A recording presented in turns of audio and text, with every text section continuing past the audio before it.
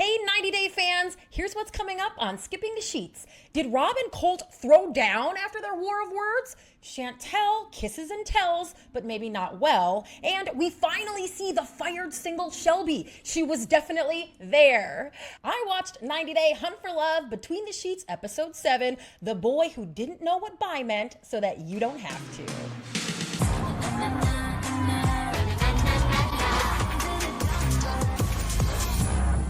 This week, we finally found out what went down after Colt attacked Jennifer and Rob at the social media workshop, and we get to see the cast watch it all back too, and of course get a little more context here. Cole explains on Between the Sheets that this was the day after he found out that Jennifer lied to him about hooking up with Rob, and he says that they hadn't had a chance to talk it out yet, but that his problem was her lying, not that she was seeing Rob. And so that's why when she made that comment about loyalty, that really set him off. Well, Jennifer is there to explain herself, of course, too, and she wants to remind us, as she did last week, that who she's hooking up with is none of anyone else's business. So she kicks off this episode of Between the Sheets being a little bit defiant. She also says, you know what, the singles, this is the first time we've heard this, so gear up. The singles were having crazy topless parties, according to Jennifer. And she uses this moment in explaining these crazy topless parties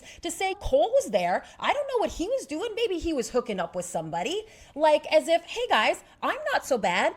Cole could have been doing the same thing I was. And maybe he was. Well, he wasn't, babe. And we all know that. Nice try, Jennifer. Rob, on the other hand, he's got something to say about the way that Colt, remember, we got Cole and Colt here. I really wish we could just call him Colty, as Larissa did, but because this franchise is trying to erase that woman like she never existed, and I do have some Larissa news for you a little bit later in the show, because they're trying to erase her, they will not acknowledge that we all know Colt as Colty, and then they also cast someone who has an almost exact similar name. So follow me here. Rob is talking on Between the Sheets about Colt and the way that he came at him.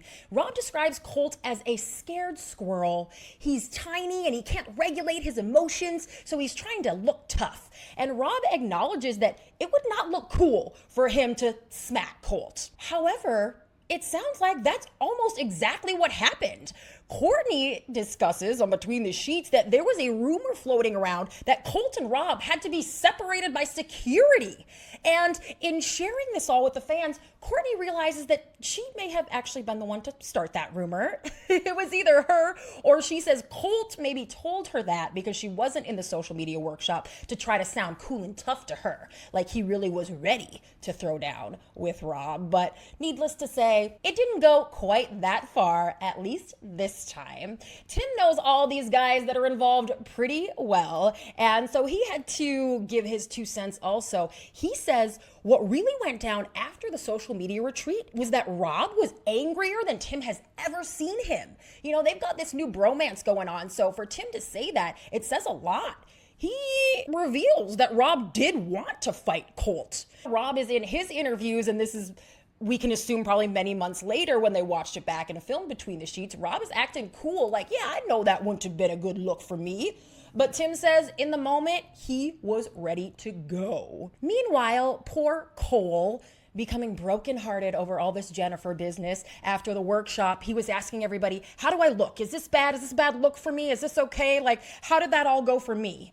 Not well, babe. Sorry to say. Tim and Tiffany sit and watch this, and they also kind of are piecing things together as they're watching what went down after the workshop. And they're like, that was the night that we were supposed to go to the tiki party, but Jennifer and Rob never showed up. More on that coming. Then producers show the cast that moment where Jennifer says that she wants to marry Cole and F Rob, which Tim called out weeks ago. Remember, we've been saying this narrative that Jennifer wants everyone to think she's going for the good guy, but really she wants a bad boy at night. Tim called it a long time ago, and Jennifer, this was her admitting it right on the Hunt for Love episode. I had a big reaction to that watching. I'm sure you did too, but Cole really surprisingly explains that he wasn't that insulted by Jennifer saying that she wants to marry him but hook up with Rob. He kind of relates that to someone saying like, yeah, you're hot, but you're a crappy person. I would rather marry Cole. So Cole, I guess, taking that as a little bit of a compliment. Anything he can get from Jennifer, he's fine with it. Okay. Oh, poor Cole. How many times am I going to say poor Cole in all of this? Well, somebody who is doing a lot better than she has been the last few weeks on this show is Chantel. She finally gets her first big date. She's been kind of looking for Rob, and we know that she maybe had a flirty moment even with Colt that we never saw, but really, she hasn't had a lot of interest expressed to her face. No one's asked her out on a date. We see all the guys talking about how hot she is, but Chantel is finally gonna get her hot date at the resort. So when she is watching this all back on Between the Sheets, she's sitting with Rob at one point, and they're watching her and Joe get into a vat of beer, which is so gross and not something I understand and cannot even be something that's good for your skin. What is the point of that? Very gimmicky. What was the point of it? Well, the point of it was for producers to show us Chantel in a bikini, which was totally fine for everybody involved. The cast watching her is obsessed, absolutely obsessed, looking at Chantel taking her robe off. And I can tell you, I felt the same. In my house, my husband was sitting next to me on the couch. He didn't bother to look up at that moment. I was a little surprised. So I rounded it back and said, "Hey, honey, look at Chantel. Look at that body." And his first question was, "Doesn't her back hurt?" Now, to me, she is super proportional. She is given just as much in the back as she is in the front. And I think she balances out just fine. Well, poor Chantel did disclose on Between the Sheets, her back hurts. Okay, so there's the answer to the question, but she is looking absolutely phenomenal here. And she also made this clear to us. I was really grossed out watching the episode of Hunt for Love when it looked like they were drinking the beer that they were stewing in. And that is definitely what production wanted us to think. But Chantel does reiterate that they did not drink the bath beer. So thank goodness for that. She also says, this was a pretty intimate thing for a first date. For her to disrobe and get into a beer bath with this guy, that was kind of a lot for her. So I give Chantel credit for sort of pushing her boundaries here on her hunt for love. The really cute, funny moment here didn't involve Chantel, but was Courtney and Tiffany watching Chantel's date. And they were so shocked when they saw that Chantel and Joe had kissed. Apparently, Chantel didn't disclose that to her girlfriends when she got back. But Courtney does let us know that was not the first kiss between Chantel and Joe. I think we saw a little peck from them before. But Courtney says, they full on made out after Joe asked Chantel on her date. Now, if you guys remember, that was last week. I'm wondering if we didn't see the makeout after the ask out because that was at one of the parties, a lot of alcohol involved. Again, I think they're trying to not make it look like they're just serving everybody alcohol and then showing us how messy they get. And so if Chantel had a few drinks and got a little messy and was really excited about her date, so she decided to have a little makeout with Joe, we don't blame her one tiny bit, and we are really, really appreciate Courtney letting us know that happened. We also see a little bit more of Chantel bouncing into the tiki party after her date, which apparently went so well. She was on cloud 9. This was a little portion of the scene that we didn't see on Hunt for Love. She actually says, "It's always a great day here at the resort," bouncing in her bright green outfit, and the cast was like, wow, Joe really did a number on this girl. Or did he? We also get a never before seen scene at this moment of Joe and Chantel after the tiki party. Joe was a gentleman and walked Chantel back to her room. They had that, what I would call an impassionate peck. And if you guys really watched the scene closely, and they gave us a little bit more of an angle on Between the Sheets, thank you. It looked to me like Joe was sort of even pushing Chantel away. Now, that doesn't mean that it just wasn't the right moment or he was trying to be a gentleman, that it was on camera, that she very clearly was telling him, like, I am going to my room, you are telling me goodnight, and I'm closing the door. So maybe he just wanted to make it very clear that he was cool with a quick peck and letting her go on her way. But it just seemed like he was really, really cool with a quick peck and then going on his way. So I'm really interested to see if Joe seems like he is genuinely into Chantel as we move forward and watch any potential relationship that may develop between them. This is all giving Chantel a bit of a complex though, when her and Tim are sitting on the couch watching her little peck with Joe, and she explains that, yeah, they had a couple little pecks and that she has had some history where with her kisses, her friends have said, hey, that guy that you were dating, he was like, he expected more out of your kissing with him. So Chantel wonders if maybe she's a bad kisser, but really it sounds to me like she is just a romantic and someone who does not appreciate maybe aggression or being pushed. And so it sounds to me like she just wants a lot of like softness and to take things very slowly. And there is absolutely nothing wrong with that, Chantel. I'm sure you are a fantastic kisser. And actually, we're about to find out pretty soon that she was such a good kisser that somebody wanted another round. It's Jennifer.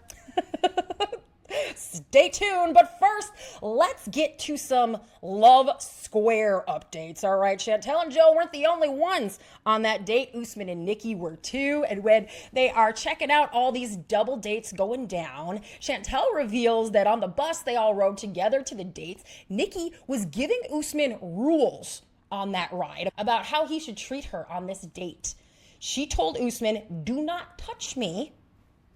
Okay, and that's not the first time. We know during the single Olympics also, Usman revealed that she was like, no hugs, like we're not touching. Nikki is setting very clear, hard boundaries, and I appreciate it. We know that she did this with Colt as well. Remember last week, he said that at the Papaya Gym, she let him know that she was not interested in him and that he should not ask her out on a date. It sounds like Nikki is making it very clear to these guys that she is not here to be an on-camera prop.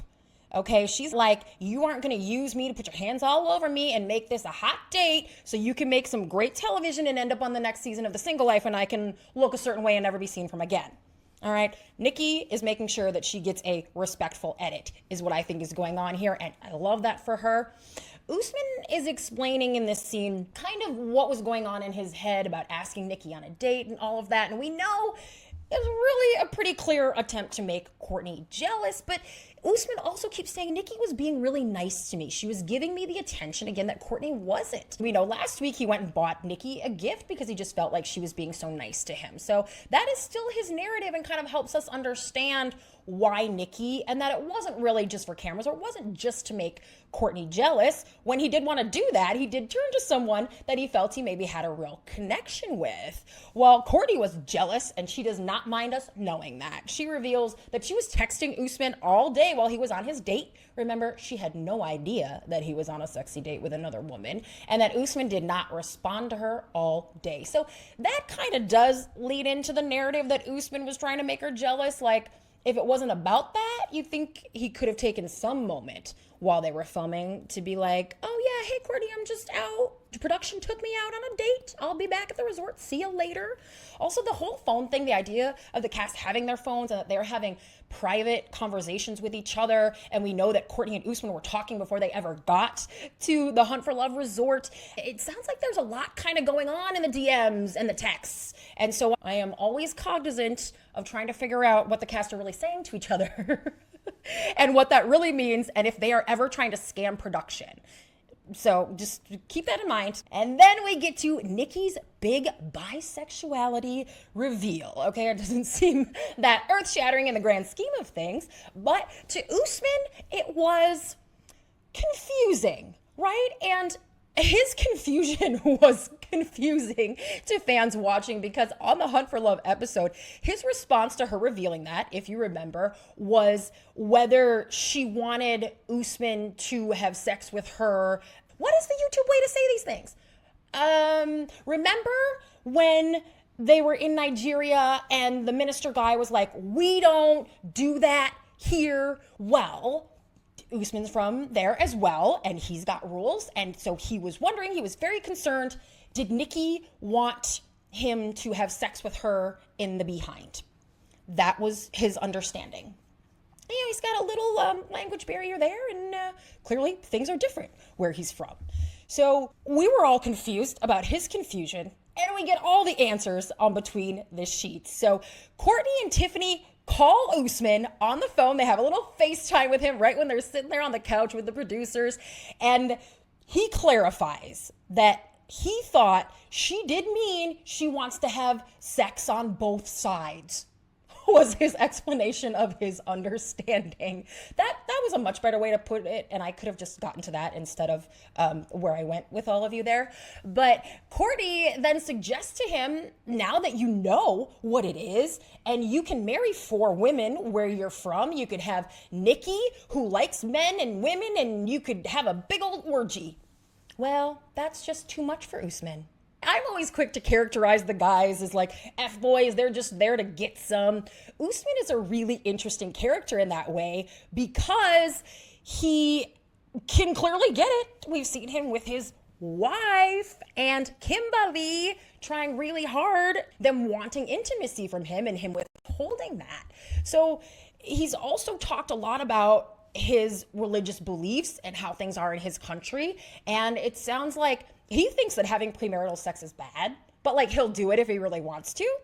So the idea of Usman being conservative or like not being cool with an orgy and almost making it sound not like he's not cool with Nikki's bisexuality, but that he is uncomfortable with the idea of being in a relationship with someone who is bisexual. We're really getting, I think, a good idea of where Usman's moral compass lies a little bit in all of this. So while Usman is confused, Colt also is sort of weighing his options. He and Courtney are really developing something that seems pretty genuine.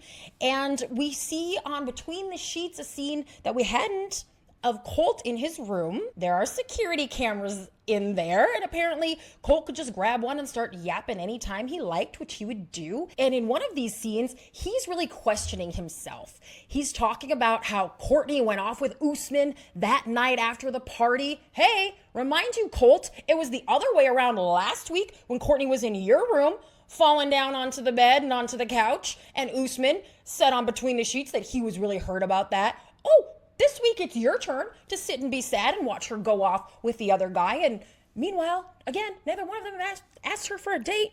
Courtney seems to be doing pretty well, but not to her. You know, she's always like, I can't get either of these guys to commit or ask me on a date.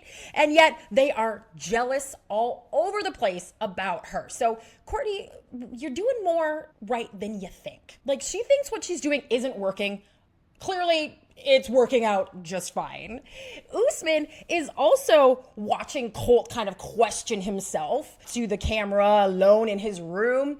And we get a shocking bunch of compliments from Usman about Colt. Courtney's the one who's saying Usman was always shitting on Colt, calling him feminine and weak and kind of a joke, and that he wished that Courtney would be going for any other guy besides Colt because it was just such a bad look for Usman, for someone who he liked to also be going for Colt. But in this moment, Usman compliments him. He says Colt is funny and he has a good personality. I mean, I don't have as much drama with Colt as Usman does, and even I wouldn't say all that, but wow. Okay, but also Usman's like, but Colt just needs to calm down. Like, expressing all this insecurity on camera when there's not even a producer there asking you questions. You just gotta take it down a notch. Courtney says when she sees him talking to the not so hidden cameras in the room that he would reveal to her, like, he didn't mind the cameras being in there. She was like, isn't that weird? And he's like, oh no, I get naked all the time. Sometimes I jerk off on camera. Not a big deal. So Courtney and Tiffany discuss this, and they decide that he must like the cameras. You know, that he's sort of like a monkey at the zoo who just looks you right in the face and does his thing. Yeah, remember that this show is available in video and audio podcast form. But if you want to see me do the hand motions, you got to pull it up on YouTube. Let's move on. One more tiny little tidbit from Colt spilling his heart out. He also talks about being interested in Nikki too, and that's not the first time he's mentioned that. So again, the love square, I'm calling it. Usman, Colt, Nikki, Courtney, still going strong. You know what else is strong? Jeniffer's attraction to Rob. The cast watches Jeniffer and Rob's night in. We know they were all at the tiki party, and Jeniffer and Rob never showed up. Well, we get to see them on Between the Sheets in the room. We get to find out who starts the physical intimacy. Jen gets all touchy on Rob, and they have no problem again showing us more things that we should never see. Jen explains in her solo interview that how she ended up in bed with Rob on this night is that she was feeling asphyxiated by Cole and that she needed to get away from him. I mean, I get that. And that's how she ended up with Rob, even though she finds it hot. She says it is sexy that Cole is obsessed with her. She admits that, keep that in mind. But also that Cole should have respected her decisions. So she's feeling a little bit smothered by him, and so she thought she would spend the evening with Rob. Okay? No judgment here, I just want to say. No judgment, and do your thing, and we are not slut-shaming anybody in 2025. But again, like Cole, I just have a problem with her lying. I think the rest of you do too. There's a lot of hate for Jeniffer online, and it just seems to sort of ramp up a little higher every single week. She's not really helping herself here. What occurred to me during all of this is that we haven't really seen Jeniffer and Cole have this relationship or this connection that they supposedly formed early on that makes Cole so gaga and think that they really have something. We've really just seen them fight and her be mean to him. So it's really hard to understand why he is obsessed with her, why he is still holding on. Jeniffer said something that I think is so profound, really revealing. She says, you know, when I'm watching myself back here, when I'm with Rob, look so happy. But when I'm with Cole, I can see it on my face. I look stressed out, she says. And that it just felt easier to be with Rob. That makes a lot of sense. That's something we can really see playing out on the show. I think it's uncomfortable for all of us to watch Cole just be so smothering, I think, to her. She has said controlling a few times, and we see a little twinge of that as well. Just doing too much. And I'll give her that. So if she honestly is happier with Rob, she probably should have told both Cole and Rob that in the moment. But just like anyone else, she's allowed to have some revelations sitting watching herself back on the show. And we, of course, want to get even more context. So on Between the Sheets, they give us more of the scene where the therapist Tanya was having her intervention with Jeniffer and Cole. Tanya says she just really didn't think that Jeniffer and Cole could have a healthy conversation on their own. She talks about all these secrets and lies, and this is coming from somebody who was right there on scene and knew what was going down. But really, when we watch more of Jeniffer and Cole's conversation with the therapist, Cole's just saying more of the same stuff that makes him sound and look weak, and Jeniffer is just responding in the same way, a little mean. Rob is also watching them with a therapist, and he explains more about Jennifer's psyche. We're getting to know her so well. He says Jeniffer told Rob that he was different from her exes, and that made Jeniffer feel like he didn't care about her, because we all know she had these controlling, obsessive exes who wouldn't even let her leave the house. And she said that Cole was more like her ex, according to Rob. Now, remember at the beginning of this, on Between the Sheets, Jeniffer was saying, I don't want to keep making the same mistake with guys. I don't want to keep having the same kind of guy in my life. Hello, babe. Again, hope that there's some self-reflection involved in this, and you can see, watch Jeniffer find the relationship of her life after this experience. I wouldn't be surprised, and I'm also certain that they will be filming her for the single life after this or whatever, even though have we gotten the single life from anybody overseas yet? We have not. That would be a first. They're doing all kinds of firsts, like this season of Happily Ever After, where they're mixing the cast together. So let's just assume that an evolution of the franchise is going to include more of Jeniffer in the future. Rob really says that if what Jeniffer wants is this toxic kind of obsessive relationship, then it's her that's toxic, and he doesn't want any part of it. Courtney's like, nice try, Rob. Actually, you like toxic women. And Rob says, all women are toxic. Oh, it's not Rob, guys. It's us, all of us. But in the midst of all of this Jennifer, Colt, Rob discussion and getting the real story of what all went down in the rooms, now get ready for this, guys. The biggest, juiciest reveal throughout all of the Colt, Jennifer, Rob stuff was about none of them, but about one of the single normies who we have not seen hide nor hair of yet. Not 1 second of, not one flash of their image on the show. And that is normie single Shelby, who I told you all about last week, the former elementary school principal who was fired from her job, allegedly, for going on the show. So we have not seen her, we have not heard about her, and we have definitely not heard of any interactions between her and the 90-day cast. It also is becoming pretty clear to me that she was edited out by production. Perhaps she didn't make much of a splash too, so there wasn't much to avoid from her, but I am really thinking that because this caused so much trouble for her, and she knew that by not too long after they wrapped the show, that production kindly cut her out as much as they could because she likely did not want to be in the show. They didn't know what they were signing up for, and we are finally going to find out how Shelby conducted herself. So follow me here. When Rob and Jennifer were laying in bed on tiki party night, Rob is saying to Jennifer, hey, you get jealous if I talk to Nikki or Shelby the first time we've heard her name. Rob is telling Jennifer this. And so he reveals that there was a moment, there was a scene, it seems like maybe when they show a flash to it, like it was in a pool, where Rob reveals he was talking to Shelby. And Jennifer came over and she was like, oh, Shelby, this is so cute, you two together. You look so cute. Do you like Rob, Shelby? Like a high school mean girl came swimming over, I assume, and started tearing Shelby apart because she was just talking to Rob. I can only imagine if that was one of Shelby's first interactions on camera on this show. No wonder she bowed out and didn't make much of a showing of herself. We're going to hear more about that. Rob reveals on Between the Sheets that Shelby, he says, barely talked to anybody. Interesting.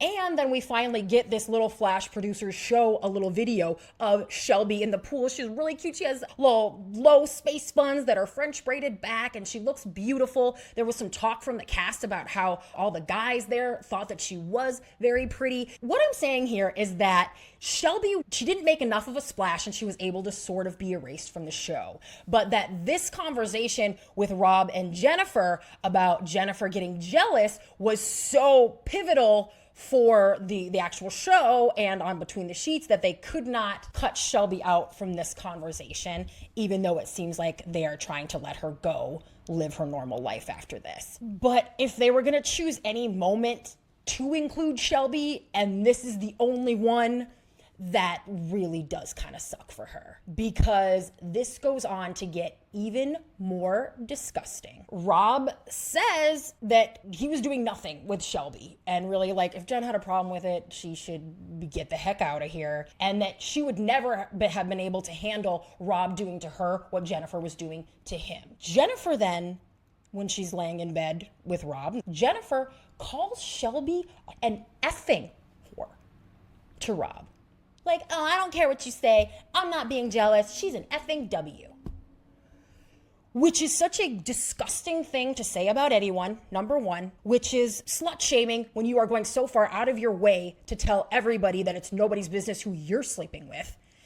And sounds like it was so incredibly unfair to the way that Shelby was conducting herself here. And the rest of the cast will chime in and defend her. Thank goodness, because Shelby, of course, is not there on Between the Sheets. There are so many reasons why this is so wrong. And clearly it was a huge turnoff for Rob, too, when he wasn't even into Shelby. But for Jennifer to call her these names and for this to become part of a conversation on Between the Sheets, and the only conversation that there ever is about Shelby, that she's an effing W, is gross. And I'm sure probably devastating to Shelby. Now, Tim says, yeah, I couldn't tell you one thing about Shelby besides the fact that she was a principal. That's how much she wasn't outgoing and wasn't chatting and putting herself into the scenes with everybody. Courtney says every guy at the resort was obsessed with Shelby. They all wanted her. Even Cole. Oh, is that the real reason why Jennifer came over and had such a problem with Rob just talking to Shelby? Because she already had the idea that she might lose Cole to Shelby? Yes. Y-E-S. Cole, watching all of this on Between the Sheets, he reveals. He did tell Jennifer he thinks Shelby is cute. And Jennifer got very, very angry. Clearly, that was before she called Shelby what she did to Rob. And remember that she was doing all that to try to convince Rob that she was not a jealous person. This could not be a worse look for Jennifer. It is probably really devastating to Shelby to have this be the only conversation that ever is about her, about someone calling her these names. That's really gross. I'm sure it's hard for her. But clearly, all of this stuff was just too good and pertained too much to Rob and Jennifer and their relationship and got us to the point of watching on Between the Sheets where Rob is kind of over Jennifer and he is saying, she's ridiculous, I'm over this is gross, what she's doing and what she's saying, and she couldn't handle me doing this to her. So clearly we just needed to see all this and know that all of this happened, and sort of unfortunately, I think, for Shelby. And I, of course, am always keeping up on that story, and I trying not to dig too much into it or Shelby's business, or not reaching out to her or anything like that, or any of the people in the community. You guys know there's a GoFundMe up for her that has a lot of information, a picture of her and her 2 young children. And I just don't think that that needs to get messy for her, right? Do you guys agree? I think you probably do. And anyway, there's always some good juicy stuff to talk about on the show. We don't have to malign anybody. I can read interviews. So no breaking news this week, but let's do a little interview roundup. And I do have one big announcement about Larissa. So in an interview with Us Weekly, Colt reveals, remember how he is still married to Vanessa, who you saw his relationship with on The Single Life after he had broken up with Larissa and then cheated on Jess with Vanessa, and then he married Vanessa. Well, they are still legally married, but Colt revealed that he is working on the divorce, which means he's waiting for the money to come in from the show so he can pay for it, or that he's waiting for her to pay for it, not that he's really working on it, and that he is not talking to Vanessa, really, and that makes him sad. So they're not even really in communication, and who knows how long it will take for that relationship to end legally. But Colt's other ex, Colt's first ex, and the queen of 90 Day. I don't care that she's been fired for years. I don't care that producers want us to forget that Larissa ever existed, okay? She is the queen of 90 Day. And now she's also the queen of E. Okay, remember she was in House of Villains last year, this year, and this week, Wednesday, Larissa will be premiering on Botched Presents Plastic Surgery Rewind. Have you guys heard about this show? It's Dr. Terry Dubrow, who you know from Botched and from Real Housewives of Orange County. He guides 9 celebrities and influencers who are exploring whether to reverse their plastic surgeries for a more natural appearance. Some of the other people that are going to be featured on this alongside Larissa: Aubrey O'Day, who's been very open about having a lot of work done, Kim Zolciak, and her daughter Brielle. So everyone on the show are going to explore whether they should get some of their nips and tucks unnipped and tucked. And I'm guessing there's probably some therapy and some things going on, some healing, right, that gets them to accepting their natural look or accepting themselves. I think it could be kind of a deep show, despite all the shallowness that appears there. And I am definitely going to be watching, like I said, E! On Wednesday. We have got to support Larissa. And we will. One more little tidbit that came out of an interview this week. Elise talked to Star Magazine, and she's really trying to defend herself. I think she's concerned that she's getting a bad rep from the show just from going hard that first night and trying to kiss Rob, which, girl, there has been so much worse that's gone down since then, so much more extreme, and we don't even remember that anymore. But it feels like Elise is really trying to defend herself. She's always talking on Between the Sheets about how she's a good girl and all that kind of stuff. Well, a little bit more of that. She told Star Magazine that she used to be a coach for the Special Olympics. So I thought that was interesting, and that she wants to be a mom more than anything. Sounds like she's very close to her family. She has some nieces and nephews, and that is her number one priority, is finding a relationship and starting to make a family for herself. So you can keep trying to defend yourself, Elise, but it's just not necessary. And we will remain Team Elise over here on Skipping the Sheets. Just one random reveal this week on Between the Sheets. Rob proved to us all that he knows how to steam a shirt. And if he knows how to do that, then I think he is probably doing just fine in his bachelor lifestyle, and he should just probably stay single. So that's great for you, Rob. Let's look to next week. So we got at the end of Between the Sheets, that ambulance scene, Tiffany watching it back. The look on her face, she is so upset. She is still stunned. And it just lets you know that whatever's going to play out next week with Colt and his fall and being, driven off dramatically in an ambulance is really going to be something that affects the whole cast. And it sounds like it was pretty serious. We also see a little clip of Courtney saying, "I feel like I caused him to fall." How Courtney is involved in this, I'm not sure. We're going to figure it out next week, and I'm certain it won't be any fault of Courtney's, but we will find out. Also next week, we learn about fig-shaped vaginas. Jeniffer tries to convince all the girls on Girls' Night Out that Cole is a stalker. I was going to say good luck with that, but yeah, okay.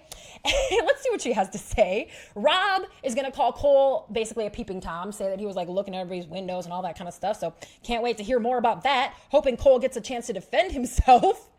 And you guys, listen to this. Not only are the normie guys Carlo and Jay gonna fight over Tiffany, and then Elise is gonna tell the real story that Carlo, we know Elise and Carlo were very good friends, and I suspect maybe even more than that, because Elise says the real story is that Carlo didn't want to be with Tiffany.